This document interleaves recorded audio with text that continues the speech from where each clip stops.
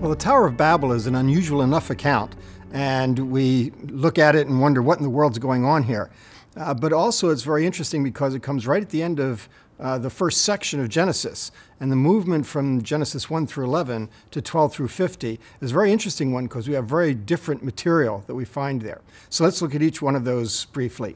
The story itself, very important to understand that the tower that the people are building is a ziggurat.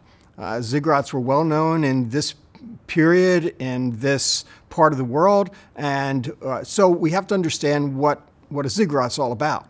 A ziggurat is not something that's a temple itself, but it is considered sacred space. Lots of times when people have talked about or thought about the ziggurats in the tower, they've thought that people were trying to get up to God. But once we understand about ziggurats, we find that that's not the case at all. Ziggurats were not for people to go up. They were built for God to come down. What's happening here is that in Genesis 3, people were driven out of sacred space. The Garden of Eden was sacred space, like a temple. And people were driven out of that sacred space. And in so doing, they lost access to the presence of God. In Genesis chapter 11 with the Tower of Babel, they are trying to reestablish God's presence among them. And so they have a temple that typically is located right near the foot of the tower that they build, the ziggurat. And they build the ziggurat for God to come down. It's a convenience that they provide for him. He's supposed to come down the steps, go into his temple to be worshiped. And so in that sense, they're trying to reestablish God's presence. But they're doing it on their terms, not his terms. Notice even that the text says that they wanted to make a name for themselves. Usually we think of that they wanted to make a name for themselves instead of letting God make a name for them. But it's not quite that.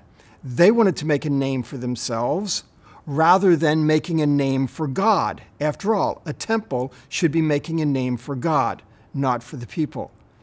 And so they were looking at themselves and having themselves as the focus rather than God as they built this temple and tried to reestablish his presence. So the idea was then that they were bringing God down to come into his temple, to be worshipped so that they could have his presence among them. Now, God was displeased. God did indeed come down, verse 5 tells us, but God was displeased because this was on their terms and it was for their recognition, not for his own. And so he disperses the people. Now, how's that work in transitioning to chapter 12? Chapter 12 begins the story of Abraham and the covenant. In Abraham and the covenant, what's happening is God is taking his own initiative to reestablish his presence among his people. And the covenant is the first step in that, because God is going to make himself known through Abraham and his family, and all the world will be blessed because God is making himself known through Abraham and his family. And then it's through Abraham and his family that God's presence will be restored, first in the tabernacle, then the temple, and eventually in Jesus Christ. And so we find that the transition across between the Tower of Babel and Abraham is based on the idea of God's presence. The Tower of Babel was man's own initiative.